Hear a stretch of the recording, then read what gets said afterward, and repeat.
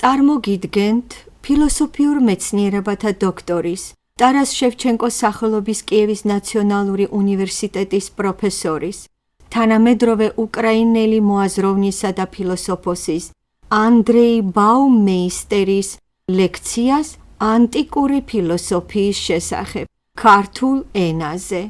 ლექცია ჩატარდა 2016 წლის 3 დეკემბერს. ლექციის დასაწყისში ბატონმა ანდრეი ბაუმეისტერმა სტუდენტებს შესთავაზა ლიტერატურა, რომელიც სამწუხაროდ არ არის ნათარგმნი ქართულ ენაზე. პირველი სახელმძღვანელო გახლავთ იტალიელი ანტიკური ფილოსოფიის მცოდნეების მიერ გამოცემული წიგნი Giovanni Reale и Dario Антисери «Западная философия от истоков до наших дней», том 1 «Античность». ეს ავტორი Giovanni Reale მე-20 საუკუნის ერთ-ერთი საუკეთესო ანტიკური ფილოსოფიის მცოდნეა, რომელსაც პლატონზე და არისტოტელზე ბევრი ნამუშევრები აქვს გამოქვეყნებული. მეორე სახელმძღვანელო ფრანგი ავტორი Пьер Адо «Что такое античная философия» და მესამე სახელმძღვანელო ინგლისელი ავტორი артур Хилари Армстронги «Истоки христианского богословия. Введение в античную философию». ასევე შესთავაზა შემდეგი სამი წიგნი «Тахогоди. Греческая мифология», Лосев Александр Федорович «Мифология греков и римлян» და ერიკ Робертсон Додс «Греки и иррациональное». დასაწყისში გავეცნოთ დროის ჩარჩოებს, ანუ საზღვრებს, თუ როდის იწყება ეს და როდის სრულდება. ისტორიაში ყველაფერი პირობითია.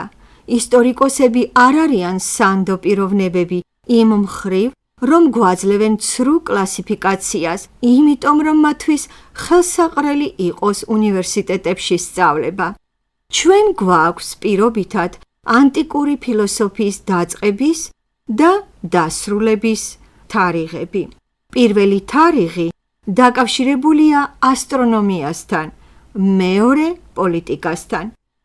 შეიძლება ითქვას ასეც, რომ ანტიკური ფილოსოფია იწყებს ასტრონომიულ მოვლენას და ასრულებს პოლიტიკურ ბრძანებულებას. ასტრონომიული მოვლენა ნაწინასწარმეტყველები იყო ძველი ფილოსოფოსის თალესის მიერ.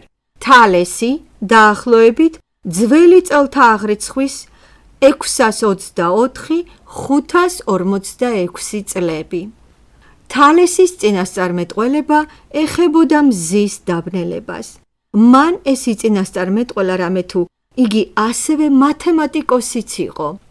მის შესახებ არც ერთმა აუდენტიურმა ფრაგმენტმა ვერ მოაღწია, მაგრამ ის რომ მისი წინასწარმეტყველება ასრულდა, იმდენად დაამახსოვრდათ მის თანამედროვეებს და მათ შთამომავლობას, რომ ეს თარიღი დაფიქსირდა ისტორიულ ანალებში და ეს მოვლენა აღქმულ იყო როგორც სასწაული.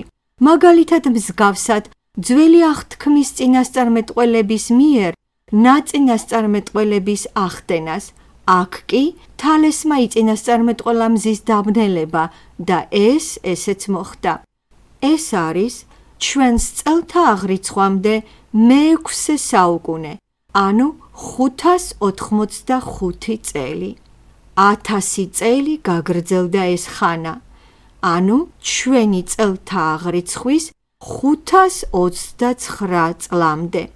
ამ დროს ბიზანტიაში ქრისტიანი იმპერატორი იუსტინე კრძალავს წარმართულ ფილოსოფიის სწავლებას, სხვა არც არსებობდა. ეს ედიქტი მოუწოდებდა სახალხო სწავლებაზე აკრძალვას ნებისმიერი რაღაცის გარდა ქრისტიანობისა. ასე დამდაგვარად ათენში ანტიკური ფილოსოფიის სწავლება აიკრძალა. ფილოსოფოსების ნაწილი, პლატონის მიმდევრები, ემიგრაციაში გაიხიზნენ მაგრამ იხილეს რა არა ელინისტური სამყარო კვლავ უკან დაბრუნდნენ და ასრულებდნენ იუსტიანეს განკარგულებას. არ ექადაგათ ფილოსოფია. აი ეს თარიღი ითვლება ამ დიდი პერიოდის დასასრულად. 585 წელი ჩვენს წელთაღრიცხვამდე დასაწყისი ასტრონომია. 529 წელი ჩვენი წელთაღრიცხვით დასასრული პოლიტიკა. მაგრამ აქ იწყება მეტად უცნაური მომენტი, რომ იდეების აკრძალვა შეუძლებელია. და თუ ამბობენ, რომ წარმართული ფილოსოფია უნდა იქნას აკრძალული, მაშინ მან უნდა იმოქმედოს სხვა გზით, რადგან ქრისტიანული ფილოსოფია საფუძველია მომავალი ქრისტიანული ღვთისმეტყველის სწავლებისა. სახარებაში არ არის ფილოსოფიური ღირებულებები, ანუ ცნებები. ევანგელია დაწერილია ბერძნულ ენაზე, მაგრამ მასში არ არის ფილოსოფიური ცნებები და როდესაც პირველად იკრიბება ნიკეის საკრებულო, ეს არის მე-4 საუკუნეს 325 წელი, ისინი შეიკრიბნენ რათა შეერიგებინათ ორი მოწინააღმდეგე მხარე, რომლებისგანაც ერთი ამტკიცებდა, რომ ქრისტე ღმერთია და მეორე, რომ ღმერთის მსგავსება იყო აღებული ფილოსოფიური ცნება ჰომოუსია, ერთ არსება. შემდგომ შეკრებებზე უკვე მუდმივად გამოიყენება ფილოსოფიური ცნებები, ისეთები როგორიცაა ბუნება, პიროვნება, ნება და ბევრი სხვა. მამები მიმართავენ ფილოსოფიურ ცნებებს, რათა შექმნან საერთო უნივერსალური დოქტრინა და აღმოჩნდა, რომ ფილოსოფიის გარეშე ეს შეუძლებელი იყო. დიახ, ანტიკური ფილოსოფია აკრძალული იქნა, მაგრამ აღმოჩნდა, რომ მისი გავლენა გაცილებით ძლიერი იყო ვიდრე პოლიტიკური. ანტიკური ფილოსოფია კაცობრიობის ფილოსოფიის დასაწყისია. ანტიკური ფილოსოფია მეცნიერების დასაწყისია და აქ შეიმჩნევა საინტერესო მომენტი. წარმართი ავტორები ხშირად აკრიტიკებდნენ ქრისტიანობას. მესამე და მე-4 საუკუნეების ავტორებს არ ესმოდათ თუ როგორ ეს პატარა ერი იუდაველები, რომლებსაც თვლიდნენ უკულტურო ერად, თავის თავზე იღებს იმას, რომ თქვას ჩვენ ღმერთის ერი ვართო.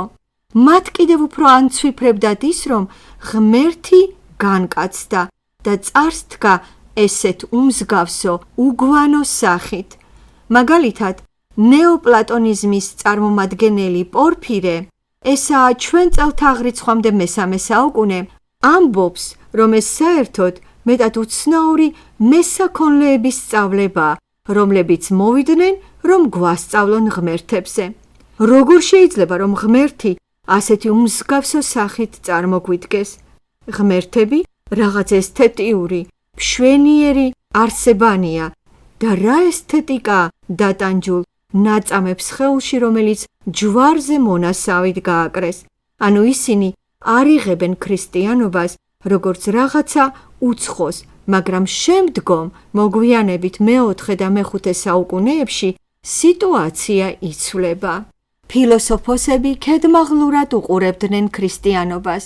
ზოგიერთი აპოლოგეტები, ეს მე-3 საუკუნეა, ქრისტიანული სწავლების მქადაგებლები კი კრიტიკულად უყურებდნენ ფილოსოფიას, მაგრამ შემდგომ ქრისტიანული ეკლესია იღებს ფილოსოფიას როგორც მომავალი ღვთისმსახურების განსწავლულობის პროგრამის ნაწილს. ითვლება, რომ თუ არა ქრისტიანობა, ანტიკური ეპოქა უფრო აყვავდებოდაო და თითქოს ქრისტიანობამ შეაფერხა ესო. ვინ იყვნენ ანტიკური ეპოქის ფილოსოფოსები? ესენი იყვნენ ინტელექტუალების მცირე ჯგუფი, რომლებიც სხვა ხალხს ექცეოდნენ როგორც ბრბოს. სტოიკოსები თვლიდნენ, რომ არის ადამიანთა მცირე ჯგუფი, მეტად გაბრძენებულები და თავად ისინი იყვნენ, ხოლო ყველა დანარჩენი ეს იყო ბრბო. და მიუხედავად ამისა, რომ ისინი ასწავლიდნენ, რომ ჩვენ ყველანი კოსმოპოლიტები ვართ, ანუ კოსმოსის შვილებიო, მეორე მხრივ სტოიკოსები თვლიდნენ, რომ მხოლოდ ისინი იყვნენ საპატიო ადამიანები. პლატონის სახელმწიფოში ბრბო გამოსახულია ღორების სახით, რომლებიც ჭამენ ნარჩენებს და ერთმანეთს ეჩხუბებიან რკინის რქებითა და ჩლიქებით. ასე განიხილებოდა ამ ბრბოს ვნებიანი ლაგამაშვებული ბუნება. ეს იმის მანიშნებელია, რომ ანტიკური ფილოსოფია არ იყო კეთილი და ნათელი, არამედ ეს იყო არისტოკრატიული, ზედმიწევნით ამპარტავანი მსოფლმხედველობა ინტელექტუალების მეტად მცირე ჯგუფისა. ქრისტიანობა კი გარდაქმნის ანტიკურ ეპოქას კულტურის ძალად, ის იღებს ანტიკურ კანონს, ანტიკურ ლიტერატურას, ბერძნულ მეცნიერებას, რომაულ მეცნიერებას, რომაულ სამართალს და გახდის მას აუცილებელ პროგრამად მთელი ევროპისათვის. და თანდათანობით შუა საუკუნეებიდან რენესანსისკენ და ახალი დროისკენ აწინაურებს ანტიკურ ფილოსოფიას, როგორც აუცილებელ საფუძველს ჩვენი განათლებისათვის. ანუ, სხვა სიტყვებით, ეს ნიშნავს, რომ ქრისტიანმა ავტორებმა გააუნივერსალეს ანტიკური ფილოსოფია და მიანიჭეს მას საყოველთაო მნიშვნელობა. მიანიჭეს საყოველთაო და აუცილებელი კანონის მნიშვნელობა. მაშინ, როდესაც თავად ეს ანტიკური ავტორები ამას ასე არ თვლიდნენ, ისინი თვლიდნენ, რომ არის ჯოგი, ბრბო და ვართ ჩვენ, ვიწრო წრე ინტელექტუალებისა და თუ არა ქრისტიანობა, ანტიკური ფილოსოფია ჩვენამდე არ მოვიდოდა, ანტიკური ტექსტები ვერ მოაღწევდა ჩვენამდე და აქ ქრისტიანობის როლი მეტად გადამწყვეტია. ჩვენი წელთა აღრიცხვით 313 წელს მილანში კონსტანტინემ მიიღო ცნობილი ედიქტი. ეს არის ამ ცნობილი ედიქტის გამოსვლის თარიღი. ამის შემდეგ ქრისტიანობა ერთადერთ დასაშვებ რელიგიად ითვლება რომის იმპერიაში. კონსტანტინე დიდებული იღებს ქრისტიანობას.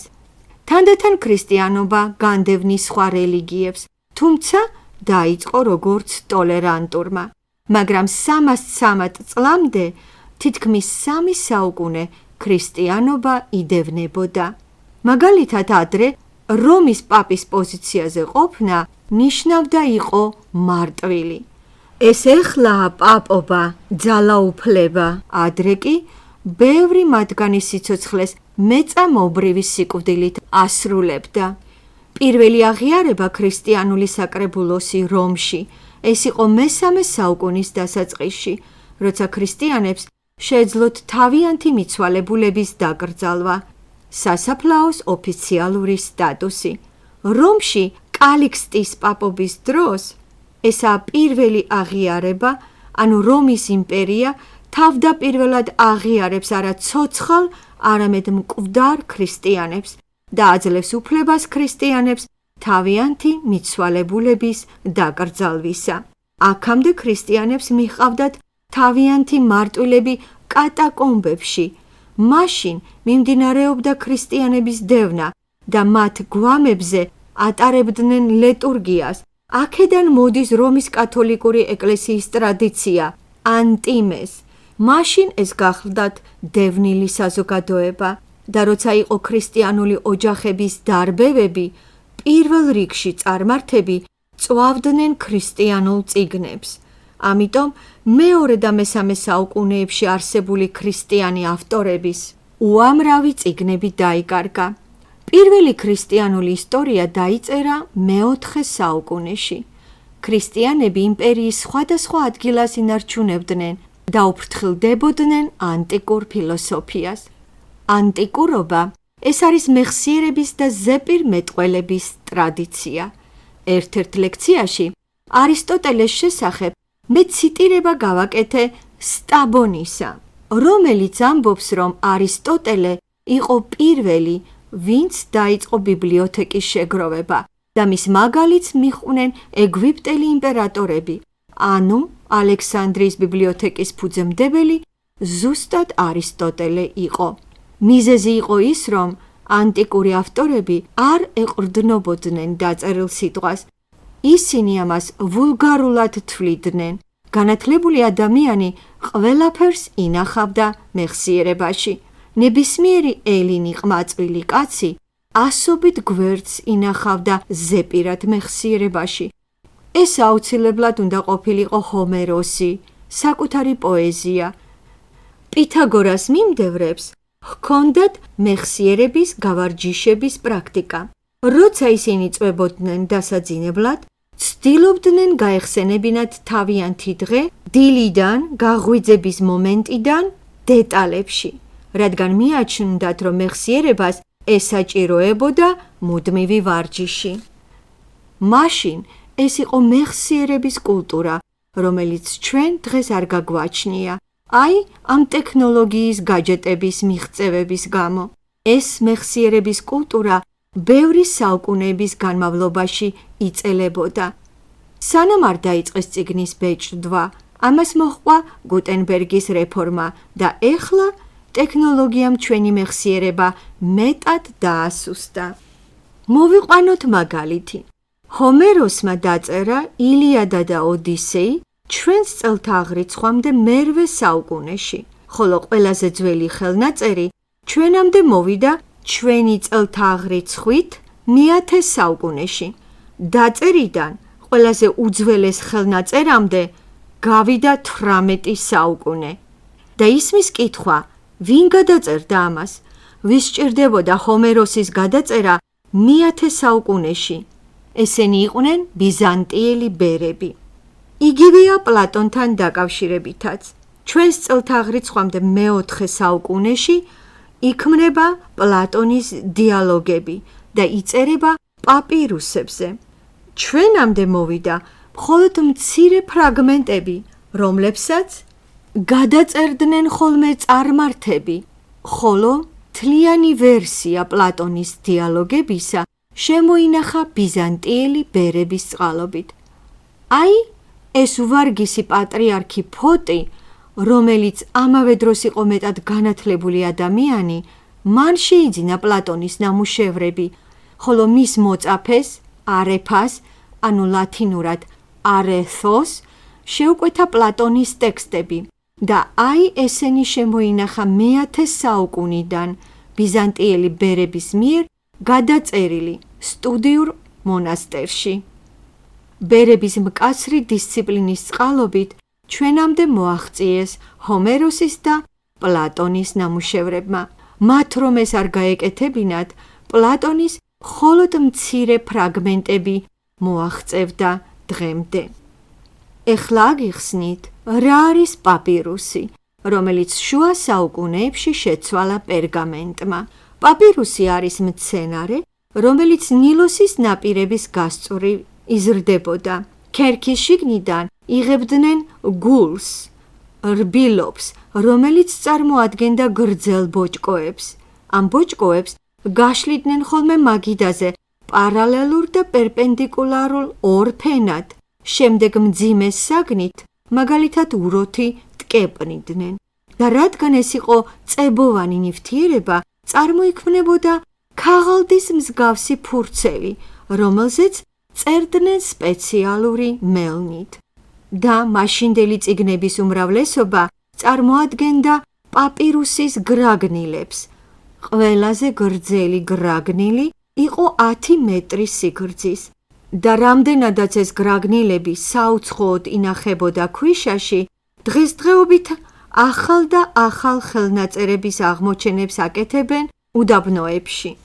აი, მხოლოდ იმიტომ, რომ ბერძენ ბერებს აინტერესებდათ ეს ფილოსოფია, ჩვენამდე მოაღწია ამ ხელნაწერებმა.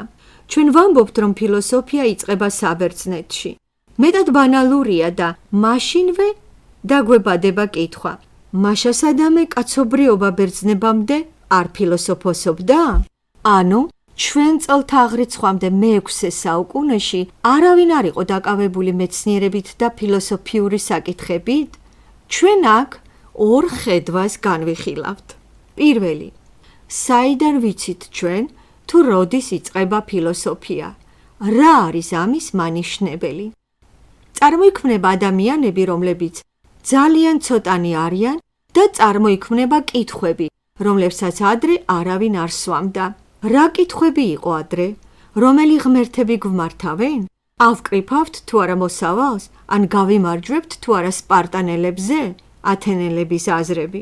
ფილოსოფოსები კი სვამდნენ შემდეგ კითხვებს. რა არის კოსმოსის მთავარი საფუძველი? რისგან წარმოიქმნება ყველაფერი ეს, რასაც ვეძახით ბუნებას? რა არის მთავარი მიზეზები და რა ღმერთები ამ რეალური სამყაროსი? მაგალითად, ბერძნული სიტყვა ფიზის, ბუნება, ანუ ფიზიკა, ლათინურად არის ნატურა. ბერძნულად კოსმოსი, ლათინურად mundus. ბერძნული არქე, პრინციპები, ლათინურად principium. ისმის კითხვები. რა პრინციპები დევს ფიზიკური სამყაროს შექმნის საფუძველში? რატომაა ყველაფერი ასეთი და არა სხვანაირი?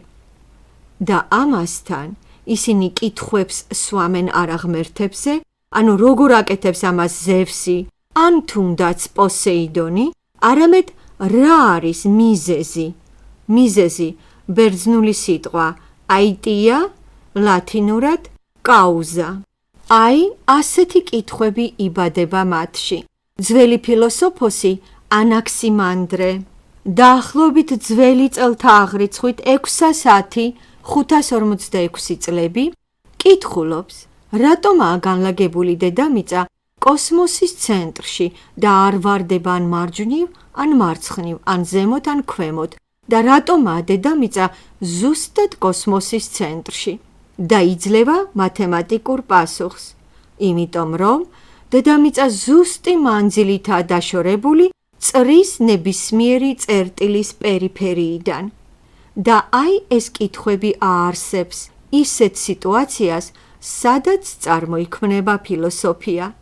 უჩვეულო კითხვებს თან მოაქვს მეცნიერების შექმნა.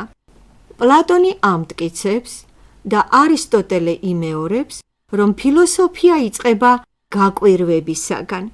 ეს გახლავთ პლატონური თეზისი. ანუ ეს პირველი ფილოსოფოსები მივიდნენ რაღაც გაკვირვებისკენ, რამაც აღძრა მათში უჩვეულო კითხვები. კითხვები კი ქმნიან იმას, რაც იწოდება ძველ ანტიკურ ფილოსოფიად. გაკვირვება, კითხვა და პირველი ფილოსოფიური პროექტების შექმნა.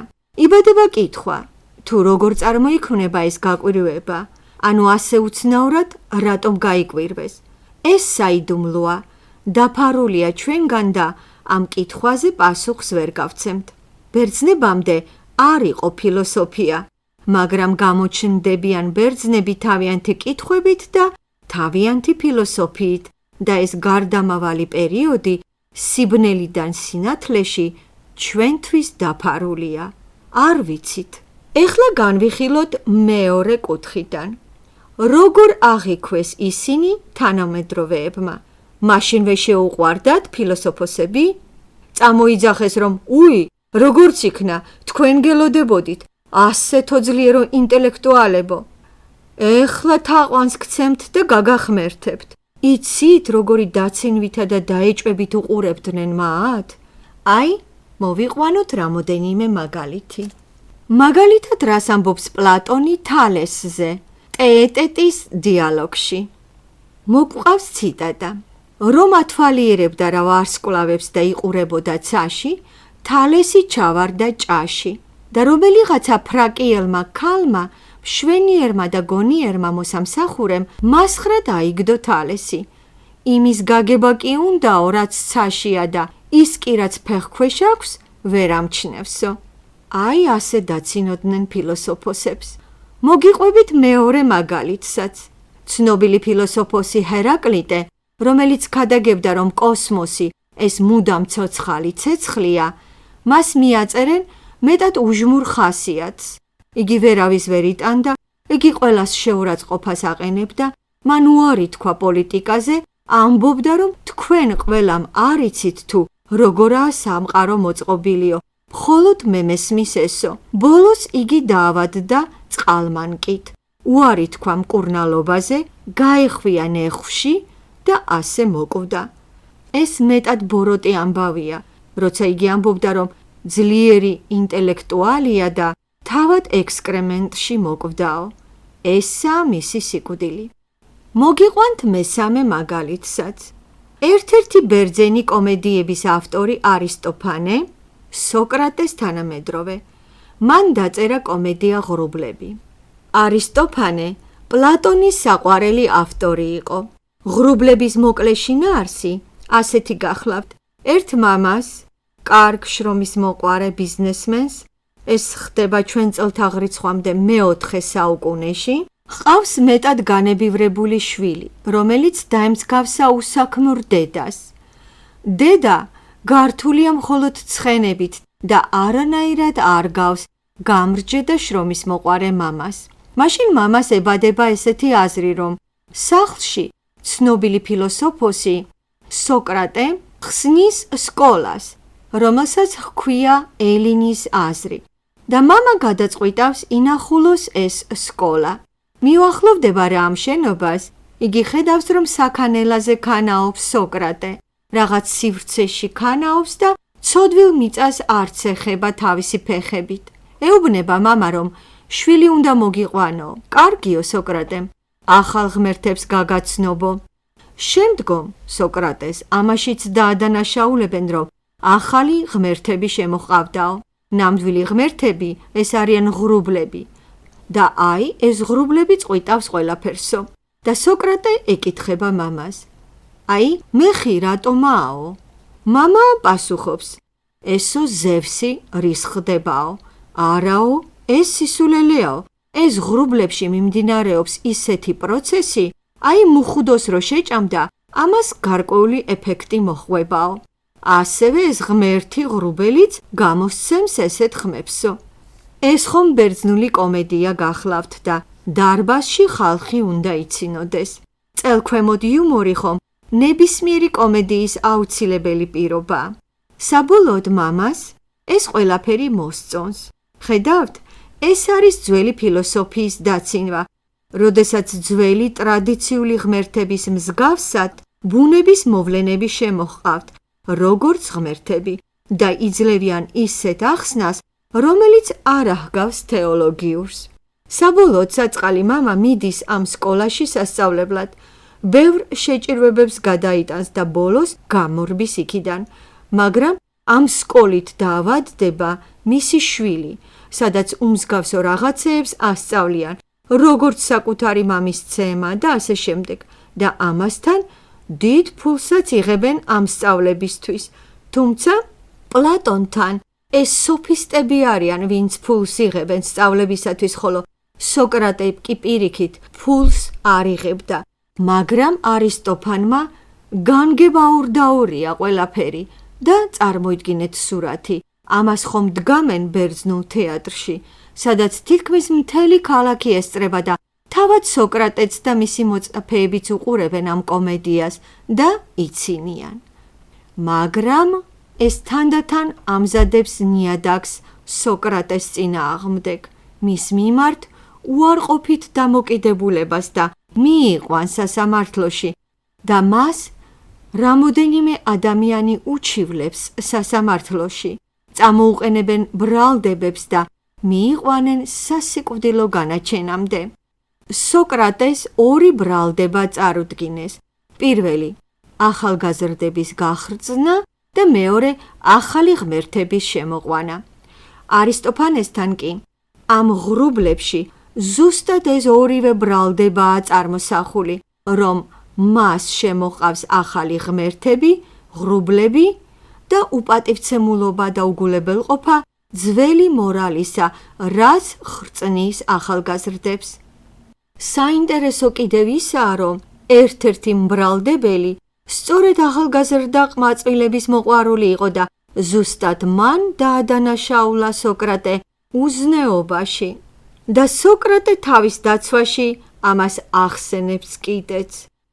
ასე რომ ჩვენ ვხედავთ, რომ ფილოსოფოსების სახე თანამედროვეთა თვალში მეტად და მეტად ნეგატიურია. ფილოსოფოსები არ უყვართ. ის, რითიც ფილოსოფოსები დაკავებულები არიან, ხალხს არ ესმის. და დასასრულს არისტოტელეს ციტატა. ზემოთქმულიდან ჩანს, რომ სიბრძნე, სოფია, არის ცოდნა და ინტუიცია ბუნებით უფრო ღირებული საგნებისა. ამიტომ ანაქსაგორს, თალეს და მათ მსგავსებს უწოდებენ ბრძენებს, სოფოი და არა გონიერებს, ფრონიმოი. ანუ მათი გონება მუშაობს სხვა მიმართულებით, არა საყოფაცხოვრებო გონიერება გამჭრია ხობისაკენ, არამედ იქითკენ, რასაც არისტოტელე უწოდებს ყველაზე ღირებულ რაღაცეებს. ციტატა გრძელდება. მათ ეძახიან ესე, რამე თუ ხედავენ, რომ ისინი უგულებელ ყოფენ საკუთარ სარგებელს და ამბობენ, რომ მათ იციან რაღაც მეტად მნიშვნელოვანი, განსაცვიფრებელი, რთული და ღვთაებრივი, მაგრამ უსარგებლო, რამე თუ ისინი არ ეძებენ ადამიანურ კეთილდღეობას. ციტატის დასასრული. ანუ ესენი არიან განსაკუთრებული ადამიანები, რომელთა ტვინი განსაკუთრებულად მუშაობს არა საყოფაცხოვრებო ცხოვრებისეული პრობლემების გადასაწყვეტად, არამედ ისინი დაკავებულნი არიან მეტად ღირებული რაღაცეებით და ამასთანავე რთულით და ღვთაებრივით. და კიდევ ერთი მნიშვნელოვანი, განსაცვიფრებელი, გასაკვირი, მაგრამ უსარგებლო, რამე თუ არ ეძებენ ადამიანურ კეთილდღეობას. ანუ არისტოტელე ცდილობს შეარიგოს თანამედროვეები მეცნიერებასთან. მათ არ აქვთ თქვენნაირი მიზნები, მაგრამ რატომ? იმიტომ რომ ისინი მიისწრაფვიან ღვთიური რაღაცეებისაკენ, რაც უსარგებლოაო.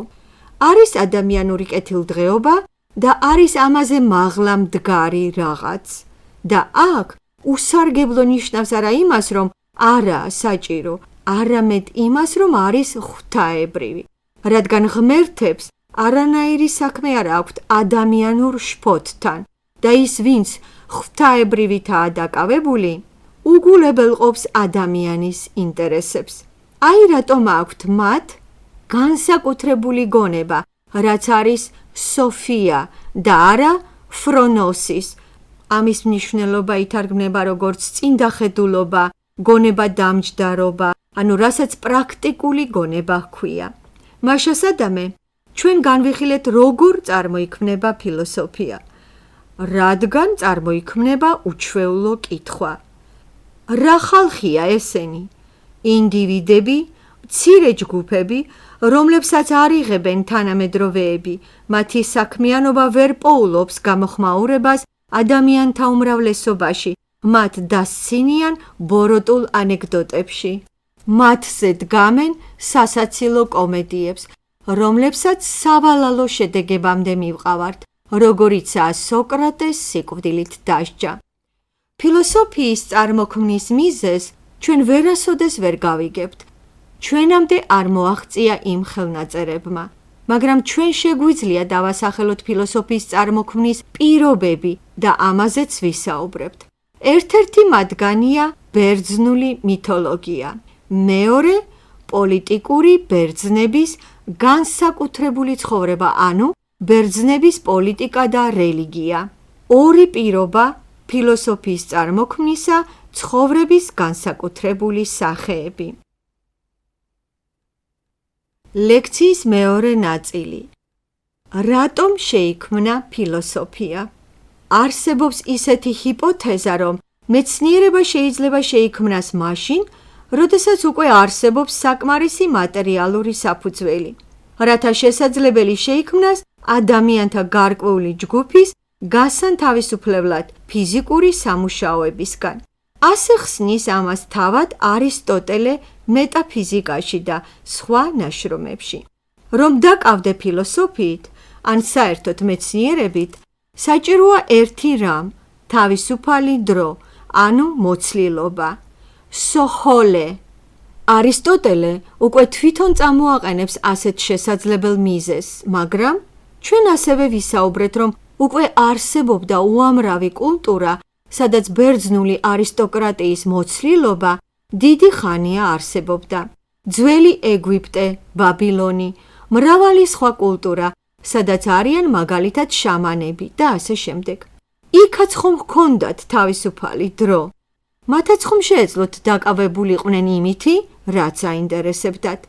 მაგრამ ფილოსოფია რატომღაც წარმოიქმნა საბერძნეთში და თუ რატომ ჩვენ შევეცდებით გავარკვიოთ. გერმანელი ფილოსოფოსი კარლ იასპერსი უწოდებდა ამას დროის ღერძს. დაახლოებით მე-6 საუკუნეები ჩვენ წელთაღრიცხვამდე, როცა ერთდროულად დედამიწის სხვადასხვა მხარეში იქმნება ინტელექტუალური რევოლუციების მსგავსი ძვრები და თანაც ერთმანეთთან დაუკავშირებლად. მაგალითად, არისტოტელე ითვლება ლოგიკის მამამთავრად და აგრეთვე ლოგიკა იქმნება ძველ ინდოეთშიც. და ესენი ერთმანეთზე არ ახდენდნენ გავლენას, ერთმანეთისაგან დამოუკიდებლად შეიქმნენ. ინდოელებმა გამოიმუშავეს მეტად განსხვავებული განვითარებული ლოგიკა არისტოტელესგან დამოუკიდებლად და ასევე არისტოტელემ შეიმუშავა ინდოეთისგან დამოუკიდებლად. და მიუხედავად იმისა, რომ ალექსანდრე მაკედონელს მიჰყავდა თან მეცნიერები, რომლებიც მასთან ერთად ლაშქრობაში დადიოდნენ და ინდოეთამდეც ჩავიდნენ, მაგრამ როცა ეს მოხდა, არისტოტელეს უკვე შექმნილი ჰქონდა თავისი ლოგიკა. ამიტომ ამასაც ვერ ვიტყვით, რომ გაგზავნილ იქნა ხალხი ინდოეთში, რომლებმაც გადაიწერეს ტრაქტატები ლოგიკაზე ბერძნული ენიდან, რაც აბსურდია და შემდგომ ეს ყველაფერი მიაწერეს არისტოტელეს. ეს წარმოუდგენელია. ეს გახლავთ პლანეტის სხვადასხვა რეგიონები, სადაც პარალელურად იქმნება მსგავსი თეორია. საქმე იმაშია, რომ ინდოეთსა და ჩინეთში ფილოსოფია არ შექმნილა როგორც მეცნიერება, უпростоრედ ვიტყოდით, როგორც სიბრძნე. ეხლა განვიხილოთ ეს ორი პირობა, მაგრამ ჯერ მივაქციოთ ყურადღება კიდევ ერთ სასწაულს. ჩვენ ხომ უნდა ვისწავლოთ გაკვირვება, რა კიღა ფილოსოფია გაკვირვებისაგან იწყება. ამას ყოველთვის შევნიშნავ, რამე თუ ვთვლი, რომ ეს მეტად მნიშვნელოვანია. შეხედეთ, მთელი სამეცნიერო ტერმინოლოგია, რომელსაც მოიცავს მეცნიერება, მაგალითად სკოლაში შესასწავლის საგნები, ასტრონომია, გეოგრაფია, ფიზიკა, მათემატიკა, გრამატიკა, ეს ყველა სიტყვა ბერძნულია. და კიდევ თუ დავამატეთ ლათინური ტერმინები, სუბსტანცია, ექსიდენცია, სუბსისტენცია და ასე შემდეგ, ესენი ლათინური სიტყვებია. მაშინ წარმოიქმნება კითხვა.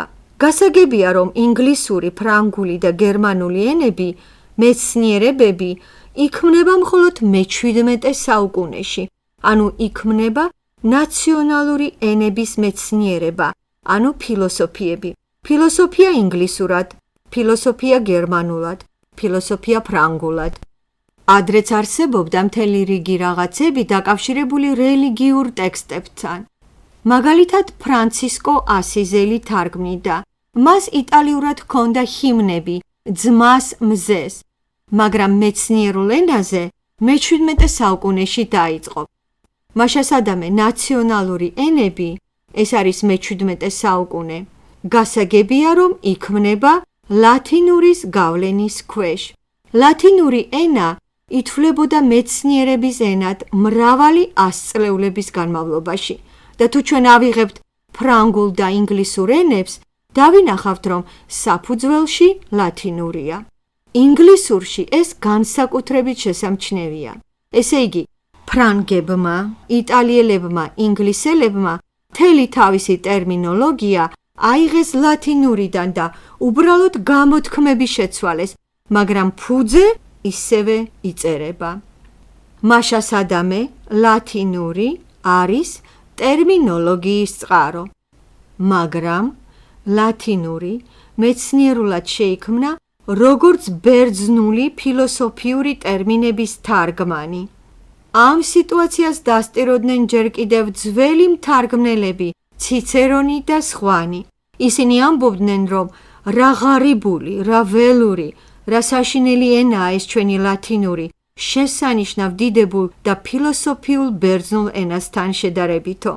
ანუ, ლათინელები თვლიდნენ თავიანთ ენას გამოუსადეგარს ფაქიზი ინტელექტუალური რაღაცეებისათვის და გულის კუმშვით თარგმნიდნენ შესანიშნავ ბერძნულს ამ საშინელ ლათინურზე.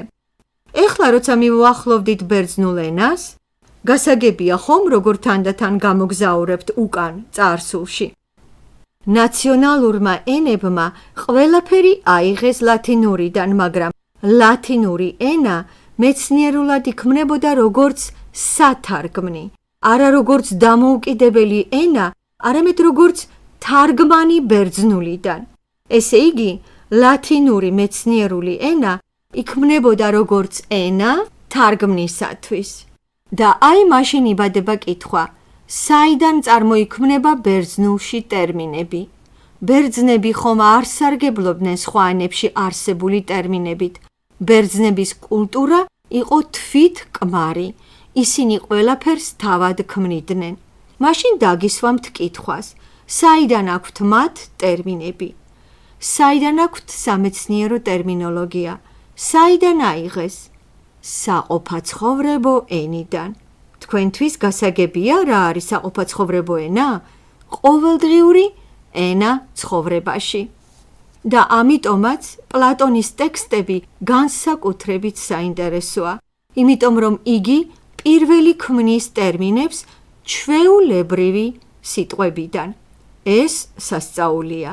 როდესაც ჩვენ ვსვამთ კითხვას თუ როგორ შეიქმნა ფილოსოფია, მე სიმართლე გითხრათ არ ვიცი, მიზეზი უცნობია.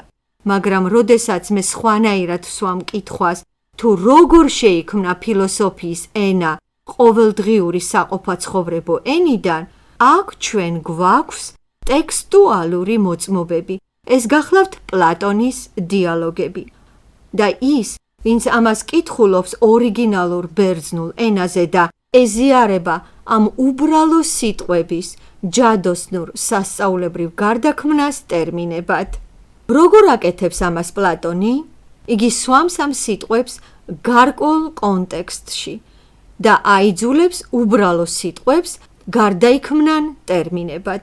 მე მოგიყვანთ ორ მაგალითს. პირველი, თქვენ უკვე იცით ტერმინი კოსმოსი, რომელსაც პირველად იყენებს ჰერაკლიდე. მან ეს აიღო საყოფაცხოვრებო ენიდან, ბერძნული ენის ზმნიდან, რომელიც ნიშნავს მორთვას, მოკაზმულობას, სამკაულს და ამასთანავე ქალის მოკაზმულობას. იგი იღებს ამ სიტყვას და მოარგებს სამყაროს აღსაწერად, რამე თუ სამყარო მას აოცებს თავისი მოწესრიგებულობით. იგი ასწავლის იმაზე, რომ სამყაროს შექმნის საფუძველში არის ლოგოსი. ეს წესრიგი გონიერია და მას ეს მოსწონს, რა მშვენიერიაო ამბობს და იყენებს ყოველდღიური ცხოვრებიდან სიტყვას სამკაული და აღწერს სამყაროს. ჩვენ გვაქვს ტექსტი, სადაც იგი ამაზე ამბობს. ციტატა: ეს კოსმოსი ერთნაირი ყველასთვის არ შეუქმნია ღმერთებისაგან არავის, ადამიანთაგან არავის, მაგრამ ის ყოველთვის იყო, არის და იქნება მუდმივად ცოცხალი ცეცხლი, ზომიერად ანთებადი, ზომიერად ქრობადი. ანუ როდესაც იგი აქ პირველად იყენებს სიტყვა კოსმოს, იღებს საყოფაცხოვრებო ლექსიკონიდან სიტყვა სამკაულს. იგი ამბობს იმაზე, რომ ეს სამკაული, ეს მშვენიერი სამყარო არავის არ შეუქმნია და ეს სამყარო არის მუდმივად ცოცხალი ცეცხლი, რომელიც ხან ინთება, როგორც კოცონი, ხან იკლებს. ცეცხლი თითქოს სუნთქავს. აი ასე აღწერს ჰერაკლიტე სამყაროს. სამყარო ეს რაღაც ცოცხალი არსებაა, რომელიც ცეცხლის მსგავსად ან ალდება, გაფართოვდება, ან ქრება, კლებულობს. თითქოს სუნთქავს და რამდენადაც ეს ესე მშვენივრადაა მოწესრიგებული, იგი მას უწოდებს კოსმოსს. საინტერესოა, რომ ლათინური თარგმანი mundus ასევე ნიშნავს სამყაროსაც და სამკაულსაც. ერთ მაგალითს მოგიყვანთ. ნობელის პრემიის ლაურეატი 1979 წელს ფიზიკა-მათემატიკის დარგში გვარს არ დაგისახელებ, ეუბნება სტუდენტებს.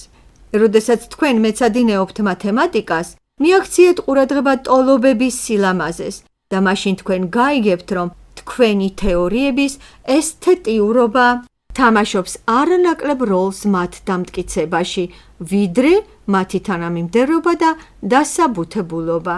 და ამთავრებს რა ციტატას, ამბობს იმაზე, რომ მათემატიკა და ეს სამყარო ახდენს იმ სილამაზის დემონსტრაციას, რომელიც ბერძნული ტრაგედიების მსგავსიაო.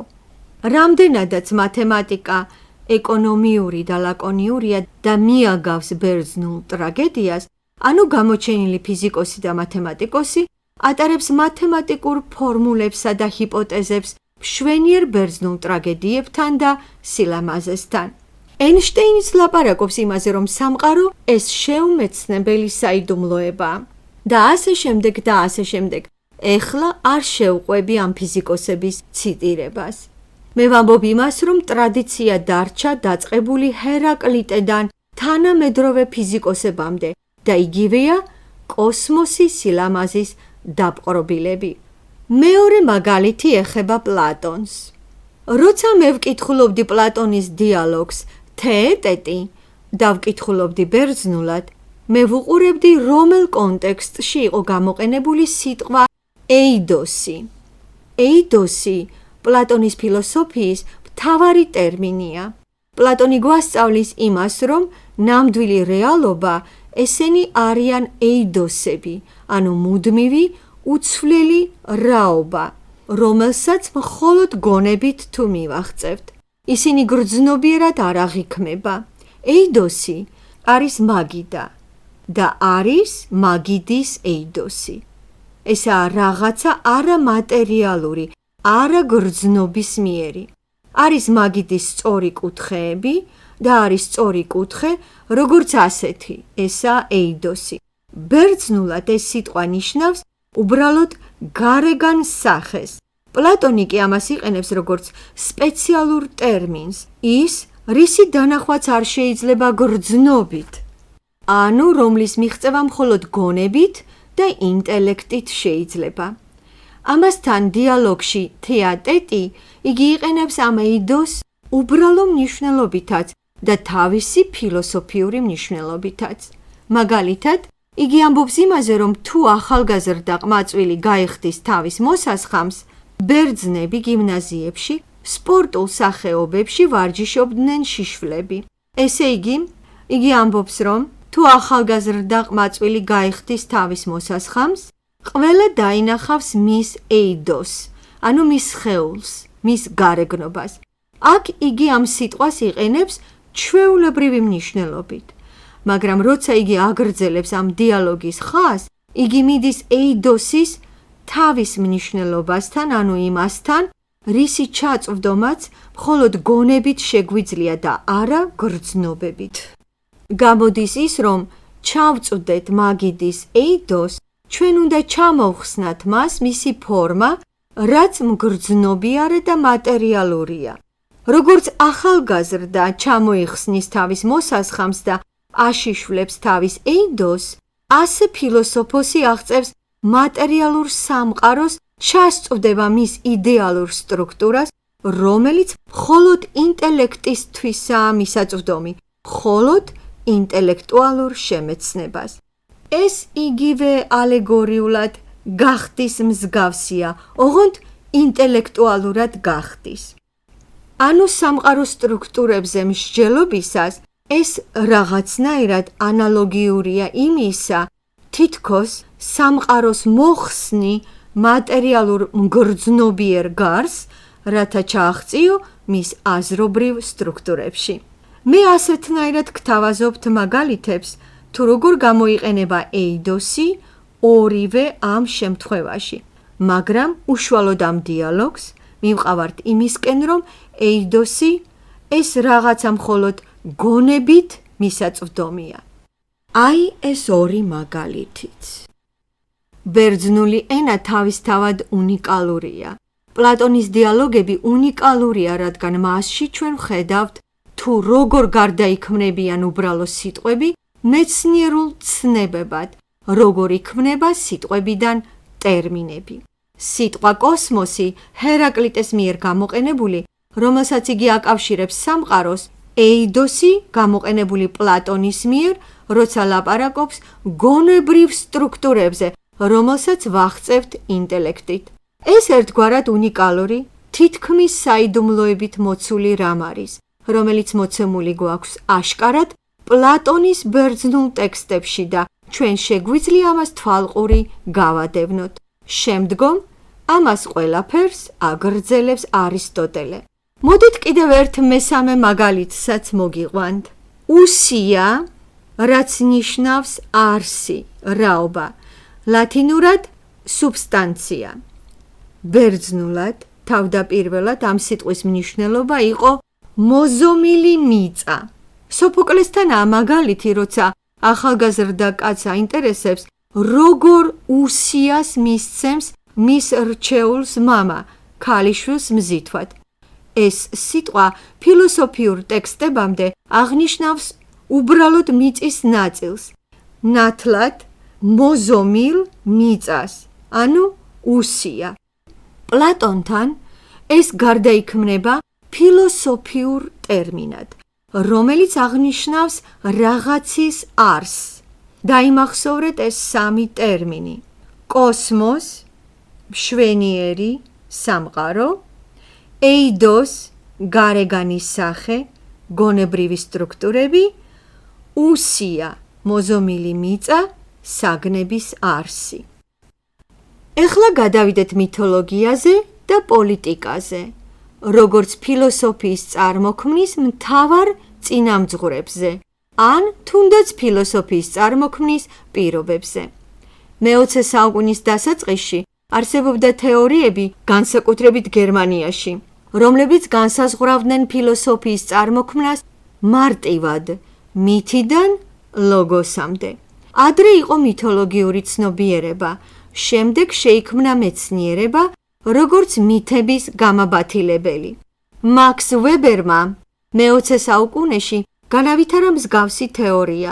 იგი ამბობდა იმაზე, რომ მეცნიერება სამყაროს რაციონალიზაციას უკეთებს, მეცნიერება ჯადოს ხსნის, ანუ ერთის მხრივ მეცნიერება მშვენიერია, მეორეს მხრივ არც ისეთი სასიამოვნოა, რადგან ის მთლიანად ყველა ჩვენს ურთიერთობებს რაციონალიზაციას უწევს. ამ მნიშვნელობით ის არ უტოვებს სასწაულს, არ უტოვებს ჯადოს გასაქანს ამ სამყაროში. ეს თეორია შეიქმნა ჯერ კიდევ მე-20 საუკუნის დასაწყისში, მითიდან ლოგოსამდე. დაასწავლიდნენ ისე, რომ დასაწყისში ბერძნებს ჰქონდათ მითოლოგია და შემდეგ უარყვეს რა მითოლოგია, შეიქმნა მეცნიერება, ანუ იყო მითი, მითოს, მიუტოს და შეიქმნა ლოგოს, სახე. არსებობდა ანტიკური ფილოსოფიის ისტორიკოსი ფრანგი Вернани. Вернан. Происхождение древнегреческой мысли. იგი თავის სქემას მარტივად წარმოგვიდგენს ამ ნაშრომში. შევეცდები, რომ გაგიმარტოთ, თუ როგორ იცვლება მითოლოგიური სურათი მეცნიერულად. რა არის სამყაროს მითოლოგიური სურათი? როცა ჩვენ ვლაპარაკობთ, თუ რა ძალები უზრუნველყოფს წესრიგს სამყაროში, ეს ძალები კონკრეტული ღმერთებია: ზევსი, აიდა, პოსეიდონი, მუზები. ანუ, როდესაც ჩვენ ვამბობთ, რა საჭიროა ეს ყველაფერი, ჩვენ გვაქვს პასუხი: ვიღაცა უზრუნველყოფს წესრიგს.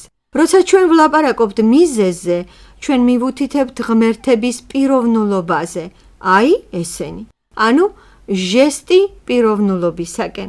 შემდეგ ჩვენ ვკითხულობთ, როგორ აღდგა ეს ღმერთების ძალაუფლება, როდესაც ჩვენ გვიყვებიან მითოლოგიურ ისტორიას ღმერთების დინასტიების ცვლაზე, როგორ შეცვალა ურანი ქრონოსმა, ქრონოსი ჩაანაცვლა ზევსმა და როგორ უპირისპირდებოდნენ შვილები მამებს.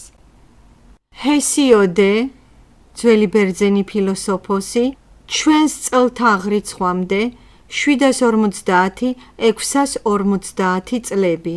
გვიყვება ისტორიას შვილების აჯანყებაზე მამების წინააღმდეგ. და ეს გახლავთ სამყაროს მითოლოგიური აღწერა.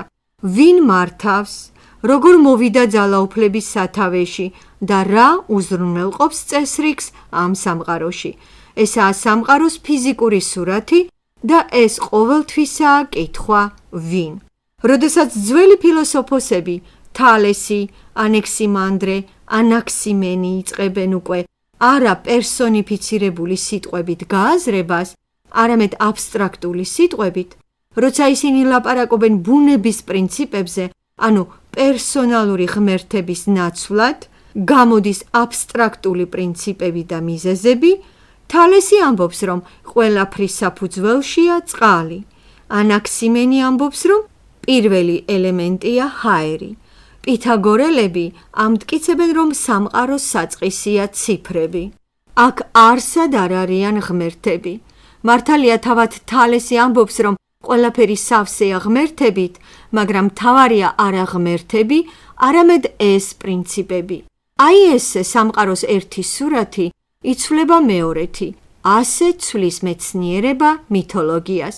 მეცნიერების პროგრესი ანადგურებს რელიგიას. უნდა გითხრათ, რომ ეს აბსოლუტურად ყალბის სქემაა. ყველა ეს მეცნიერები ვერნანის ჩათვლით, მათ რომ წაიკითხათ პლატონი, მაგალითად მისი სახელმწიფო, რას ამოიკითხავდნენ მათში. პლატონი ლაპარაკობს სახელმწიფოს დამცველებზე, მეომრებზე, რომლებმაც ის უნდა დაიცვან და საჭიროა ამ მეომრების სწორედ გაწვრთნა. მაგრამ ისინი არასწორ აღზრდას იღებენ იმიტომ, რომ ასწავლიან ჰომეროსის ტექსტებზე, ჰესიოდეს ტექსტებზე და სხვა ანტიკური ფილოსოფოსების ნაშრომებზე. ისინი ასწავლიან როგორც ღმერთებზე, ასევე არამატერიალურ ძალებზე. პლატონი ამბობს, რომ ჩემი ფილოსოფია ეს არის სწორი თეოლოგია. ჩემი სწავლება იდეებზე არის ღმერთების ჭეშმარიტი თაყვანისცემა. ღმერთები არა ანთროპომორფულნი არიან, მაგრამ ღმერთები არამატერიალურნი არიან, როგორც ანტიკურ ფილოსოფოსებთანაა. ღმერთები არიან სუფთა წყლის ეიდოსები, სუფთა არსებანი. მათ გააჩნიათ აზრობრივი ბუნება და ღმერთები ესენი არიან სუფთა მშვენიერი აზრები, ეს არაა ზევსი, აიდა ან პოსეიდონი, მაგრამ ამავე დროს ეს არაა არც წყალი, არც ჰაერი და არც სხვა რამე. ანუ პლატონისთვის ფილოსოფიის პროგრამა ესაა პროგრამა ჭეშმარიტი ღმერთის თაყვანისცემისა. მისი სწავლება იდეების შესახებ განიხილება როგორც ჭეშმარიტი თეოლოგია და პლატონის მიმდევრები, ეგრეთ წოდებული ნეოპლატონისტები, მესამე-მეხუთე საუკუნის ავტორები, ისეთები, როგორებიც იყვნენ პლოტინი და პროკოლი. აქვე აღსანიშნავია ის, რომ ესენი ინტერპრეტაციას აძლევენ ბერძნულ მითებს. პროკოლის მთავარი ტრაქტატი არის პლატონის თეოლოგია. იგივე პროკოლის კონსპექტური ტრაქტატია თეოლოგიის საფუძვლები. იგი მუდმივად იყენებს სიტყვას თეოლოგიას, სადაც ბევრია ლაპარაკი ღმერთებზე, ბევრია დემონებზე.